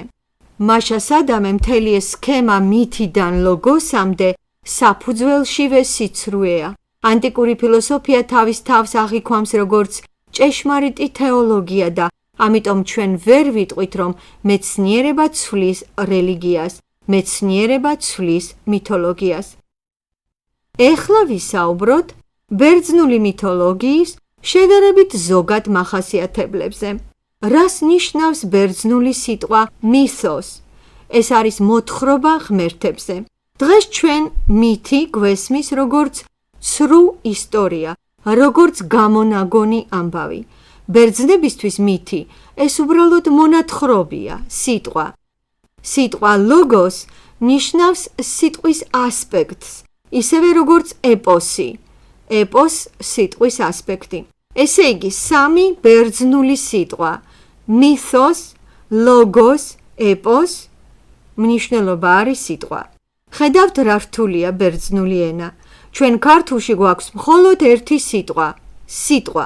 ბერძნებს აქვთ მითი, ლოგოსი, ეპოსი და ეს ყველაფერი ნიშნავს სიტყვას, მაგრამ განსხვავებულ ასპექტებში. ხმოვანი სიტყვა, სტრუქტურირებული სიტყვა, სიტყვა, თხრობითი სიტყვა, აღმწერი სიტყვა და სხვა მრავალი. და აი, როდესაც ისინი ყვებიან თავიანთი ღმერთების ისტორიას, მათთვის ეს მეტად სერიოზული რამაა. და აი, ჩვენ ვკითხულობთ ჰესიოდს 750-650 წლები ჩვენს წელთაღრიცხვამდე, რომელმაც დაწერა თეოგონია. ჩვენ წელთაღრიცხვამდე მერვე საუკუნეში თეოგონია ეს არის ღმერთების დაბადების შესახებ. იგი მოგვითხრობს თუ როგორ შეიქმნა სამყარო და როგორ ცვლის ღმერთების ერთი თაობა მეორეს. დასაწყისში პირველი ღმერთების თაობა იბადება და სამეფო ტახტზეა ურანი, ცა. როცა იბადებიან ურანის შვილები, იქმნება ღმერთების მეორე თაობა, ქრონოსის მეთაურობით და ქრონოსი დაასაჭურისებს თხელი პატარა ნამგლით მამამის და რამდენადაც ქრონოსისთვის წინასწარმეტყველება იყო, რომ მას ასევე მისი შვილები გადააყენებდნენ, ამიტომ მათი დაბადებისთანავე იგი მათ ყლაპავს. მაგრამ დედას არ უნდა თავისი ბავშვის სახელად ზევსის მიცემა მისთვის გადასაყლაპად. აქვე აღნიშნავ, რომ სახელი ქრონოსი, ქრონოს, ნიშნავს დროს. ურანი, როგორც ვიცით, ნიშნავს ცა. გავაგრძელოთ. ქრონოსი, რომელიც ყლაპავს თავის შვილებს, მას ზევსის ნაცვლად ხახაში ჩაუგდებენ ქვას. ზევს ზრდიან მშვენიერი ნიმფები, მამისგან დაშორებით. და როდესაც იგი წამოიზრდება და აუმბოხდება მამას, იწყება ღმერთების დიდი ბრძოლა, რომელშიც იმარჯვებენ ოლიმპიური ღმერთები, ანუ ზევსი და მისი და-ძმები. ისინი კი, ვინც ძველი ღმერთების მხარეზე იბრძოდა და მოხვდებიან ტარტში, ესაა ადგილი აიდას ქვემოთ, ანუ მკვდრების ქვემოთ არსებული სამეფო. ზევსისგან იბადებიან მრავალი მშვენიერი ღმერთები და ქალღმერთები და მრავალი გმირი. ეს გმირები იბადებიან ზევსის კავშირის დამყარებით მიწიერ ლამაზმანებთან. ზევსი კი მეტად სიყვარულისა და ტრფობის მოყვარული ღმერთი იყო. დაინახავს თუ არა ლამაზ ქალიშვილს, სწრაფად შეაცდენს და მისგან ბადებს გმირს. გმირები ეს ერთადერთი არსებანი იყვნენ, რომლებსაც ეძლეოდათ უფლება შებრძოლებოდნენ ღმერთებს. ასეთი იყო მაგალითად მეფე ოდისეი, რომელსაც ბევრი მომხრე ჰყავდა ღმერთებიდან და ბევრი მტერიც, მაგალითად პოსეიდონი. ოდისეი გამოდიოდა ღმერთების მოწინააღმდეგეთ, რადგან თვითონ იყო ნახევრად ღმერთი. თავად იგი იყო გმირი, ანუ მას ჰქონდა ღვთიური წარმოშობა. ნეოპლატონისტები ამ მითს ასწავლიან როგორც სულის დაბრუნებას საკუთარ თავში. ისინი იყენებენ მითს ოდისეის შესახებ, როგორც იმას, რომ ადამიანი მოდის აზრზე და უბრუნდება თავის მეს, ხდება საკუთარ თავად, იწყებს ცხოვრებას ნამდვილი ცხოვრებით. პლატონი მესამე საუკუნეში გამოიყენებს ამ მითს ოდისეის შესახებ ზუსტად ამ მიზნით. მაშასადამე, გმირები არიან ნახევრად ღმერთები, რომლებსაც შეუძლიათ კამათი ღმერთებთან და მათი ბრძოლაში გამოწვევა. როდესაც ჩვენ ვკითხულობთ ჰესიოდსაც კი, რას ვხედავთ მასში? ეს არ გახლავთ რაღაც მარტივი სულელური ისტორია, მაგრამ სინამდვილეში ყველაფერი კვეთრად სტრუქტურირებულია. თხრობის სტრუქტურა მითი ძლიერ რევოლუციურია. მოგიყვანთ ერთ პატარა მაგალითს. ციტატა. ტიტანები შებოჭეს და გადააგდეს. ძლიერ ღრმად მიწის ქვეშ რამდენადაც ცა დაშორებულია დედამიწას, იმდენია მიწიდან ბნელ ტარტარამდე და პირდაპირ ციდან გადმოვარდნილი 9 დღისა და 9 ღამის განმავლობაში სპილენძის ურო მეათე დღეს მიაღწევდა მიწას. ეს არის სამყაროს გეომეტრიული გაგება, ანუ ჰესიოდე ასწავლის იმას, რომ ჩვენ სამყაროს აქვს სტრუქტურა კვერცხის მსგავსი, რომლის წვერში ზედაცას ებჯინება ოლიმპოს მთის მწვერვალი. ეს კვერცხი თითქოს შუაზეა გაჭრილი. შუა ღერძი არის დედამიწა, რომელზედაც ცხოვრობენ ადამიანები. ოლიმპის მთის წვერი ეხება ზედაცას, ღმერთების ადგილსამყოფელს. უბერებელი ღმერთები, ასე უწოდებს მათ ჰომეროსი. მიწის ქვემოთ არის აიდი, ანუ მკვდრების სამფლობელო და მას მართავს მისი ღვიძლი ძმა. აიდის ქვემოთ მდებარეობს ტარტარი. ეს კიდევ უფრო ღრმა ადგილია და უძველესი ოკეანის ფესვები ჩამოდის ტარტარის ჭერიდან. მანდ ძალიან ბევრი ჭუჭყი და სიდამპლეა და ტიტანები ამ ადგილას დაბორკილები არიან მძიმე ჯაჭვებით. ასწავლის იმაზე, თუ რომელ ღმერთებთაგანს გადაეწყვიტა ჩამოეგდო სპილენძის ურო. მეტად მძიმე საგანია, მაშინ ის ზეციდან მიწამდე მანძილს გაივლიდა 9 დღის განმავლობაში და ასეთი გახლავთ მანძილი მიწიდან ღმერთების სამფლობელომდეც. მაგრამ თუ მიწიდან იგივე გრდემლი გადაგდებულ იქნება ტარტარში, ასევე 9 დღე დასჭირდებოდა. ასე დამდაგვარად მას სურს თქვას, რომ მანძილი მიწიდან ტარტარის ფსკერამდე ზუსტად ისეთივეა, როგორიც მანძილი ციდან მიწამდე. ანუ იგი ლაპარაკობს თანაბარ მანძილებზე და ყვება რა მითს, იგი აზროვნებს გეომეტრიულად. ამიტომაც მხოლოდ ეს მაგალითი გვიჩვენებს, რომ თავად მითოლოგია უკვე სტრუქტურირებულია.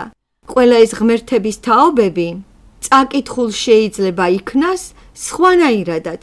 მე გირჩევთ წაიკითხოთ ერთი არაჩვეულებრივი ადამიანის მიერ დაწერილი წიგნი, მე-20 საუკუნის ერთ-ერთი გამოჩენილი ირლანდიელი პოეტია, ამავე დროს გახლავთ ფილოლოგი, რომელიც მოღვაწეობდა ოქსფორდში და მთელ რიგ ამერიკულ უნივერსიტეტებში და 40-იან წლებში გატაცებული იყო უძველესი მითებით.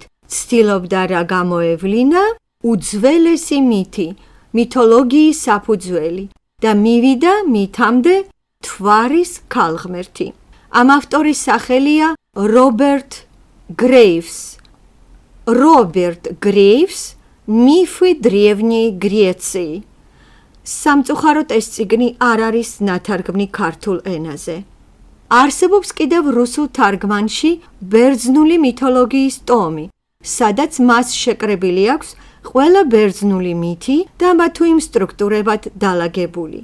რადგან ეს მითები ხომ ყველანი სხვადასხვანაირი ხასიათისაა. თქვენ შეიძლება ამაზე არასოდეს არ გიფიქრიათ, მაგრამ ბერძნებს არ ჰქონდათ ბიბლია, არ ჰქონდათ ყურანი, ბერძნულ რელიგიას არ გააჩნდა საღვთო წერილი. ბერძნული რელიგია ეს პოეტების საქმიანობაა. პოეტები არიან ბერძნული რელიგიის ავტორები, ამიტომაც პლატონს ესე არ უყვარდა პოეტები. და სახელმწიფოდან მათი განდევნა უნდოდა, რადგან ისინი მისი კონკურენტები იყვნენ. პოეტები ლაპარაკობენ შთაგონებით და არ შეუძლიათ ახსნან, თუ რატომ აკეთებენ ამას. ფილოსოფია უნდა ხსნიდეს და აძლევდეს საფუძველს, ანუ პოეტები რელიგიის შემქმნელები არიან. მაგრამ როდესაც ისინი ქმნიან რელიგიას, ისინი ხომ არ იგონებენ ამას თავიანთ ბერძნულ კაბინეტებში. მაშ ვინა უწყებს მათ ამ რელიგიის შესახებ? მუზები. ჰესიოდე მოგვითხრობს ისტორიას, რომ როდესაც იგი მწყემსავდა ცხვრებს, იქ მას გამოეცხადნენ მშვენიერი ნიმფები და ასე შემდეგ. ჰომეროსიც იწყებს ილიადას, ანუ იგი კვლავ უხმობს მუზას. ზეპურ საზოგადოებაში კი ფრანგების წყალობით მე-18 საუკუნეში ამან ასეთი მსუბუქი ფლირტის სახე მიიღო. ამბობენ, მე დღეს მუზა არ მეწვია. ეს უკვე ირონიაა, მაგრამ ბერძნებისთვის ეს მეტად სერიოზული რამ იყო. პოეტები თვლიდნენ, რომ მათ ეს ღვთიური სწავლება მიეწოდებათ ქალღმერთების საშუალებით.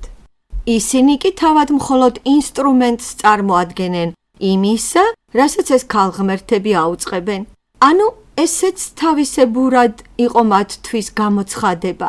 ისინი პოეზიას იღებდნენ როგორც ღვთისმიერ გამოცხადებას და ყოველთვის მოუწოდებდნენ მუზებს დასახმარებლად. მაგალითად, როგორც ჩვენ რელიგიური ხალხი ვლოცულობთ, მსგავსად ამისა მიმართავდნენ ისინი მუზებს. პოეტები ღმერთებს მიაწერდნენ ისეთ თვისებებს, რომლებიც ადამიანებისათვის ითვლება სამარცხვინოდ, როგორებიცაა ქურდობა, სიძვა და ასე შემდეგ. ქსენოფანტე წერდა, რომ ბერძენი პოეტები აადამიანებდნენ ღმერთებს, ანტროპომორფიზმი, ანტროპოს ეს ადამიანია, მორფე ესაა ფორმა.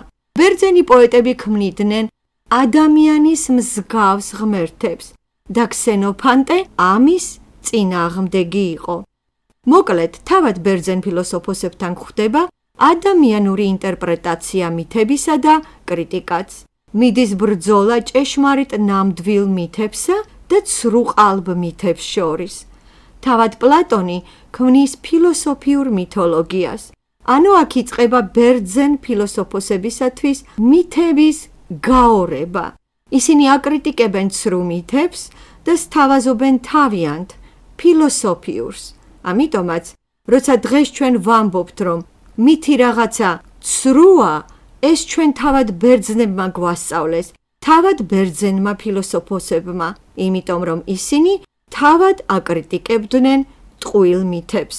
ჰერაკლიტე ამბობდა, რომ ბერძნებს ყველაფერი ასწავლეს გისიოტმა და ჰომეროსმა. ხალხისთვის და ნახეთ, ეს სახე იქმნება მე-6 საუკუნეში ჩვენ წელთაღრიცხვამდე, დიდი ხნით უფრო ადრე ქრისტიანობამდე და ქალწული მარიამის კულტის შექმნამდე. სალონის ეს ლექსი, რომელიც აგვიღწევს ათენს როგორც მლოცველს თავისი ქალაქისათვის, მამის ზევსის წინაშე, რომ ყველა უბედურებანი რისხვა და ომები ამ ქალაქისათვის აცილებულ ყოფილიყო. ამიტომაც სიტყვა პართენონი მოდის სიტყვიდან ქალწული, პართაინოს, ანუ ათენი იყო ქალიშვილების ღმერთი და იყო დიდი ქანდაკება პართენონში, ქალაქ ათენის ტაძარზე. პლატონის აკადემიაში ათენი იყო პატრონესას მთავარი მფარველი. ლათინური სიტყვა პატრონესა ნიშნავს მფარველს, პატრონესას მთავარი მფარველი. და მაშინ პლატონის აკადემიაში არსებობდა ქალღმერთი, ათენას კულტი. ისინი სერიოზულად თვლიდნენ, რომ ათენა მათ მფარველობდა და ყველანი ლოცულობდნენ მასზე. საერთოდ, ფილოსოფიური ლოცვები მეტად გავრცელებული იყო. ნეოპლატონისტები, ფილოსოფოსები იგონებდნენ ლოცვებს. ასეთი გზით ჩვენ თანდათან მივედით პოლიტიკასთან. მითოლოგია მეტად მრავალწახნაგოვანი სიტყვა და ეს პირველ რიგში რაღაც მეტად სერიოზული იყო და უკვე ჰესიოდესთან შეინიშნება რაციონალობის ელემენტები. თუნდაც ის მაგალითი რო განვიხილეთ სპილენძის უროს შესახებ და შემდეგ ფილოსოფია უბრალოდ უფრო შორს მიდის და ხსნის ამ მითებს როგორც მსჯელობის საფუძველს. ეხლა შევეხოთ ბერძნების პოლიტიკას. ესეც მეტად საინტერესოა. პირველი, რომ უკვე განსაკუთრებული რელიგია წარმოადგენს ფილოსოფიის შექმნის საფუძველს. ეხლა მოგიყვანთ სალონის ციტატას, რომელიც იყო რეფორმატორი და პოლიტიკოსი, მოღვაწეობდა ჩვენს წელთაღრიცხვამდე მე-6 საუკუნეში. სალონის რეფორმის თარიღი დაახლოებით 597 წელია ჩვენს წელთაღრიცხვამდე. მან რეფორმა გაუწია პოლისს. იგი ასევე იყო პოეტი, ყველა პოლიტიკოსი მაშინ პოეტიც იყო და მან დაწერა ათენზე. თავად ათენელი იყო. რეფორმები ათენში. მან ჩამოასხა ათენის სახე, ზევსის ქალიშვილი, რომელიც მამას ევედრება იმ ქალაქისათვის, რომელსაც ის მფარველობს. ამ სახემ მერე გარდაქმნა ჰპოვა ქალწულ მარიამში, რომელიც თითქოს და ლოცულობს შვილის იესოს წინაშე. ეხლა კი განვიხილოთ ათენი, პერიკლესა და სოკრატეს დროს, რომლებიც იყვნენ თანამედროვენი. თუ როგორ ნაწილდებოდა ადამიანის უფლებები, პერიკლესა და სოკრატეს დემოკრატიულ სახელმწიფოში. იმ პერიოდში სოკრატე იღებს რიტორიკის გაკვეთილებს მისი მეორე ცოლისგან. რას წარმოადგენს იმ პერიოდის ათენი?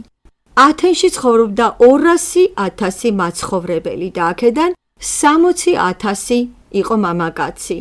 აქედან 30,000 იყო სრულ უფლებიანი მოქალაქე. ეს არ ამთლად სწორი ციფრები, მაგრამ ისტორიკოსებმა დაადგინეს დაახლოებით ესეთი ციფრები. და რას ნიშნავს ახლა იყო სრულ უფლებიანი მოქალაქე? და რას ნიშნავს სრულ უფლებიანი მოქალაქეობა?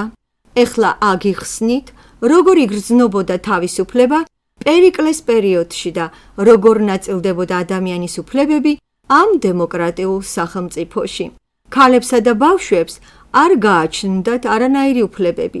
ჯერ კიდევ კანტი მე-18 საუკუნეში თვლიდა, რომ ქალებისთვის უფლებების მიცემა არ შეიძლება, ისევე როგორც მოსამსახურეებსა და ხალხს საკუთრების გარეშე.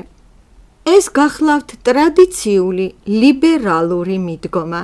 სახელმწიფო საქმეების გადაჭრის უფლება არ აქვს ადამიანს, რომელსაც არ გააჩნია საკუთრება.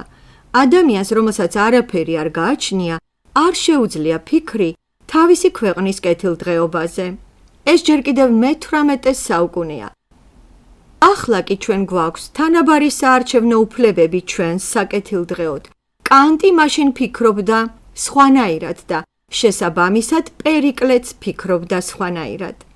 მაშა სადამე ქალები, ბავშვები, მონებს, რომლებსაც უწოდებდნენ ცოცხალ იარაღებს, მათ მით უმეტეს არ გააჩნდათ არანაირი უფლებები, ისინი არ იყვნენ იურიდიულად პასუხისმგებელნი, რადგან მთლიანი პასუხისმგებლობა მათ მფლობელს ეკისრებოდა.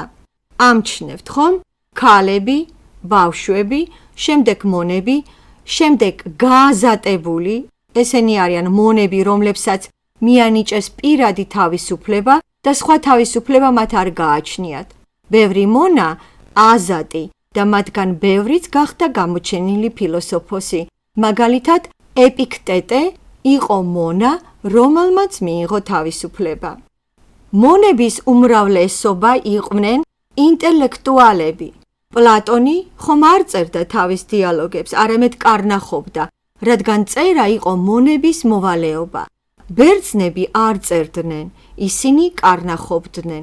ბერძნები თვლიდნენ, რომ წერა არ იყო თავისუფალი ადამიანის საქმიანობა და ბავშვების აღზრდაც ევალებოდათ აგრეთვე მონებს.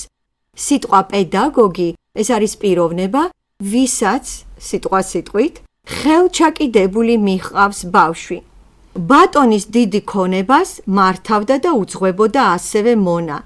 ანუ როდესაც ვამბობთ სიტყვას ანტიკური მონა, ჩვენ არ უნდა წარმოვიდგინოთ ყმა, რომელსაც გამუდმებით სცემდნენ და ასე შემდეგ. არამედ ეს იყო ადამიანი, რომელსაც შეეძლო წერა, ბავშვების აღზრდა, საოჯახო საქმეების მეურვეობა. ეს იყო საკმაოდ ძნელი სისტემა და ამ ადამიანს თავისი დამსახურებით შეეძლო მიეღო თავისუფლება. გამხდარიყო აზატი. მაგალითად, როდესაც გარდაიცვალა პლატონი, ან თუნდაც არისტოტელე, მათ დატოვეს ანდერძი, რომლის თანახმადაც მათმა მონებმა მიიღეს თავისუფლება. ეს იყო საკმაოდ გავრცელებული ჟესტი. როდესაც გარდაიცვლებოდა ბატონი, მონებს ეძლეოდათ თავისუფლება. მაშა სადამე. კიდევ ერთხელ ჩამოვთვალოთ, ქალები, ბავშვები, მონები, გააზატებული, ამ აზატებს აქვთ თავისუფლება, მაგრამ მხოლოდ ფიზიკური, პირადული. არ იღებდნენ მონაწილეობას ათენის პოლიტიკურ ცხოვრებაში. შემდგომ იყვნენ ეგრეთ წოდებული მეტეკები, უცხოტომელები. არისტოტელე იყო ერთ-ერთი მათგანი, დიდებული მასწავლებელი, ლიკეას სკოლის ლიდერი და რადგან იგი იყო უცხოტომელი, მას არ გააჩნდა პოლიტიკური ხმის უფლება. ანუ არ ქონდა ხმის მიცემის უფლება და ასევე არ შეეძლო ქონების შეძენა. აი, როგორც მაგალითად შვეიცარიაში ჩვენ არა გვაქვს ქონების შეძენის უფლება. ასევე არისტოტელეს არ ქონდა უფლება ყოფილიყო იმ მიწის მესაკუთრე, სადაც მდებარეობდა მისი სკოლა და ბოლოს იყვნენ მოქალაქეები, რომლის ნაწილსაც შეადგენდა 30,000 ადამიანი. Აი ასეთი რთული გრადაცია იყო თავისუფლებისა: ქალები, ბავშვები, მონები, გააზატებული, უცხოტომელები, მეტეკები და ბოლოს მოქალაქეები. კიდევ ერთხელ აღვნიშნავ, აზატებს ჰქონდათ პიროვნული თავისუფლება. ესენი იყვნენ თავისუფალი მონები. მოქალაქეებს ჰქონდათ პოლიტიკური თავისუფლება, ანუ ისინი იღებდნენ მონაწილეობას პოლიტიკურ საქმიანობაში. და აი აქ არის საინტერესო ფაქტი. ავიღოთ ათენი მე-4-მე-5 საუკუნეები ჩვენ წელთა აღრიცხვამდე და ვხედავთ, რომ ყველა ეს 30,000 მოქალაქე იღებდა მონაწილეობას პოლიტიკაში, სასამართლო პროცესებში და ომებში. სასამართლო განყოფილება სულ იყო 10 განყოფილება და თითოეული შეადგენდა 500 კაცს, ანუ სულ 5,000 მსაჯული იყო. იყო 500-იანთა კავშირი და კიდევ სხვა ადმინისტრაციული პოზიციები, არქონტები. რას გვეუბნება ეს ყველაფერი? იმას, რომ ყოველი ათენის მოქალაქეს გააჩნდა პოლიტიკური უნარი განსჯისა არა თეორიებიდან და წიგნებიდან, არამედ ყოველდღიურ ცხოვრებაში სახელმწიფოს პრობლემების გადაჭრაში. ყოველი ათენის მოქალაქე ბევრჯერ იჯდა სასამართლოში, ბევრჯერ შეუსრულებია ადმინისტრაციული სამუშაოები და პრინციპი, რომელიც განაცხადა პერიკლემ, ეს იყო ხელისუფლების მუდმივი ცვლა. ანუ პერიკლე ამტკიცებდა, რომ სახელმწიფოს ყველა უნდა მართავდეს რიგ-რიგობით. სასამართლოში იჯდნენ და ხელმძღვანელობდნენ რიგ-რიგობით და კიდევ პერიკლემ ამბობს უკვე გარდაცვლილი ათენელების გვამის წინაშე ერთ-ერთ ომში, რასაც მოგვითხრობს ისტორიკოსი ფუკიდიდე. არის ფუკიდიდეს ისტორია და მოთავსებულია პერიკლეს რამოდენიმე სიტყვა და ერთ-ერთი მათგანი მეტად კლასიკურია და ისწავლება ყველა უნივერსიტეტებში, რადგან ამ სიტყვაში პირველად მკვეთრად გამოიყოფა დასავლეთი აღმოსავლეთიდან, ევროპა აზიიდან. პერიკლეს სიტყვა იყო კანონიკური, ევროპული იდეების გასაგებად. იგი ამბობდა, რომ ჩვენ ვიმარჯვებთ რიცხობრივად ჩვენზე მეტ ბარბაროსებზე, იმიტომ რომ იქ სახელმწიფოს უძღვება ერთი ადამიანი, ანუ ერთი ტირანი მეფობს ყველაზე. ჩვენ კი ელინები უკვე დიდი ხანია ვთვლით, რომ ყველაზე სამართლიანი სისტემა არის ბერძნულ ტექსტში სიტყვა დემოკრატია, ხალხის ძალა. პერიკლე ამბობს, ჩვენ მიგვაჩნია საეჭვოდ ყველა ის ადამიანი, რომელიც არიჩენს ინტერესს პოლიტიკის მიმართ და ჩვენ ყველა პოლიტიკურ პრობლემას განხილვის მეშვეობით ვწყვიტავთ. კენჭის ყრით, ხმის მიცემით. ანუ მას უნდა თქვას, რომ მათ გააჩნიათ რიგ-რიგობითი ხელმძღვანელობა რაციონალური გზის დახმარებით. ასე და ამდაგვარად ათენის პრაქტიკამ საფუძველი რაციონალური საქმიანობების განვითარებას, როგორებიცაა რიტორიკა და ფილოსოფია. შემდგომში პლატონმა ეს ისევე გააკრიტიკა, როგორც თავის დროზე სოფისტიკა. და რას ნიშნავს ეს? ბერძნებისთვის მნიშვნელოვანი იყო დამაჯერებელი და ლამაზი საუბარი.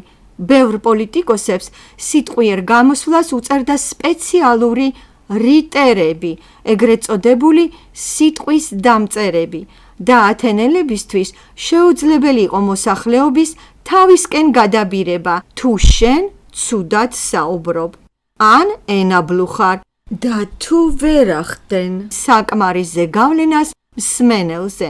მე ყოველთვის ასე იუმორისტულად შევნიშნავ ხოლმე, რომ ვერც ერთი უკრაინელი პოლიტიკოსი ვერ გახდებოდა ათენის პოლიტიკოსი, იმიტომ რომ ათენელები მას უბრალოდ არც კი მოусმენდნენ, რადგან მისი სიტყვა და მანერები მიუღებელი იქნებოდა ათენელებისათვის. სპიკერი ეს არის მოსაუბრე, ის ვინც საუბრობს. აი მაგალითად ჩვენ უკრაინაში როგორი სპიკერი გვყავს? აბსოლუტურად არ მიესადაგება ათენელის მოთხოვნას. სპიკერი წარმოდგება სიტყვიდან მოლაპარაკე, ის ვინც ლაპარაკობს. ლაპარაკობს კი ის ცუდად. შეიძლება იგი კარგი ადამიანია, გამოცდილი პოლიტიკოსია, მაგრამ სპიკერად ყოფნა არ შეუძლია. გამიგეთ? ეს ხომ მასხრობა. სპიკერია ის, ვინც ლამაზად ლაპარაკობს. ამიტომ ბერძნული რიტორიკა და შემდეგ რომაული რიტორიკა, ანუ ისინი ხმას აძლევენ პოლიტიკურ დებატებზე, ანუ რიტორიკა არგუმენტაცია ვითარდება საქმეების გადასაწყვეტად სასამართლოში. ხედავთ, როგორ ცხოვრობდნენ ათენელები? მათ ესაჭიროებოდათ რაციონალური დარწმუნებულობა, არგუმენტაციის თეორია, დარწმუნების თეორია, რიტორიკული თეორია, ანუ მათი ცხოვრება იწვევს ინტელექტუალური საქმიანობის წარმოქმნას. მათ აქვთ განსაკუთრებული ცხოვრება. სხვა ქვეყნებში, ეგვიპტეში, ბაბილონში, ან კიდევ სხვა კულტურებში ეს არ იყო საჭირო. თუნდაც უკრაინაში დღემდე ეს არაა საჭირო. პოლიტიკოსი არა აუცილებელი იყოს გონიერი, ინტელექტუალური, დარწმუნებული. არა, ყველაფერი მეტად ზედაპირულია და თავისთავად მიედინება, მაგრამ მაინც ვთქვათ რაღაც უნარები გააჩნიათ. ვთქვათ, ზოგიერთ ადამიანებს მაინც ეხერხებათ დარწმუნება, მაგრამ ესენი ერთეულები არიან. პლატონს სიტყვა ხალხი ძველ ბერძნულში გამოყენებული აქვს შემდეგი სიტყვებით: დემოსი, ოხლოსი, პლეფსი, ლაოსი, ეტნოსი, რაც მიუთითებს ბერძნული ენის საოცარ სიმდიდრეზე. როდესაც ფილოსოფოს უნდა ბრბოს კრიტიკა, მაშინ იგი იყენებს სიტყვას ოხლოსი. დემოსი უფრო არისტოკრატიულად გაფაქიზებული ფორმა. მაგალითად, მე-18 საუკუნის ინგლისელი ჯენტლმენების ფენა, რომლებიც ამბობენ, რომ არიან ხალხი, მაგრამ მცირე რიცხოვანი არიან. მათ შექმნეს ამ ქვეყნის კონსტიტუცია და ამ ქვეყნის საქმეებს წყვეტდნენ დიდი ხნის განმავლობაში, მაგრამ ისინი თვლიან თავის თავს ხალხად და ამავე დროს ჰყავთ მონები, იყვნენ მონათმფლობელები. ანუ ამერიკის მამები მონათმფლობელები იყვნენ და საინტერესო ისაა, რომ მონათმფლობელი ვირჯინის დეკლარაციის ერთ-ერთი დამაარსებელი 1776 წელს წერს, რომ ღმერთმა შექმნა ყველა ადამიანი თავისუფლები და ამ დროს ჰყავდა მონები. და ამ დროს ამბობს, რომ ყველა ადამიანს აქვს უფლება ბედნიერებაზე. აი ეს როგორ ლაგდებოდა ადამიანის გონებაში, ძნელი სათქმელია. ღმერთმა შექმნა ადამიანები თავისუფლებად, დემოკრატია, თანასწორობა, თავისუფლება და ამავე დროს ხარ მონათმფლობელი. ამ მაგალითით მე მინდა ვთქვა ის, რომ ბერძნებს პრაქტიკაზე დაყრდნობით უვითარდებოდათ მსჯელობის უნარი. ცდილობ შევკუმშო ყველაფერი რამოდენიმე ფრაზაში. ესე იგი მსჯელობის უნარი, სასამართლოებში მოღვაწეობა, პოლიტიკური საკითხების გადაჭრა და ეს ყველაფერი ინტელექტუალური საქმიანობის მოთხოვნილებებად ხდიდა. დამტკიცების, დარწმუნებულობის, არგუმენტაციის პრაქტიკა, სიტყვის სილამაზე, ტექსტების სილამაზე, აი ამ კულტურამ დაბადა მოთხოვნილება ესეთ რაღაცეებზე. მაშასა და მე შევაჯამოთ დღევანდელი საუბარი. ჩვენ განვიხილეთ საბერძნეთში ფილოსოფიის წარმოქმნის პირობები და ჩვენ აღმოვაჩინეთ, რომ ბერძნებს ჰქონდათ განსაკუთრებული მითოლოგია, განსაკუთრებული წარმოდგენა ღმერთებზე, სადაც უამრავი სტრუქტურები იყო, თავად გეომეტრიული სახეებით წარმოდგენილიც, ლოგიკური აზროვნება და ბერძნების განსაკუთრებული პოლიტიკური ცხოვრება, რომელიც იწვევდა ცხოვრებისკენ და მოთხოვნილებაც ხდიდა რაციონალურ მოღვაწეობას. და ფილოსოფია ეს არის პოლიტიკური დებატების გაგრძელება. საბერძნეთში ფილოსოფია ყოველთვის იყო პოლიტიკურად ანგაჟირებული. ფილოსოფიას ნაწილობრივ ჰქონდა პოლიტიკური მიზნები. ჩვენ ამას დავინახავთ, როცა შევუდგებით პლატონის და არისტოტელეს განხილვას. აკადემია იქმნებოდა როგორც მომავალი პოლიტიკოსების აღზრდის საშუალება. პლატონის აკადემია იქმნებოდა პოლიტიკური მიზნით და არა ესთეტიური ჭვრეტისათვის. ეს უნდა გვახსოვდეს.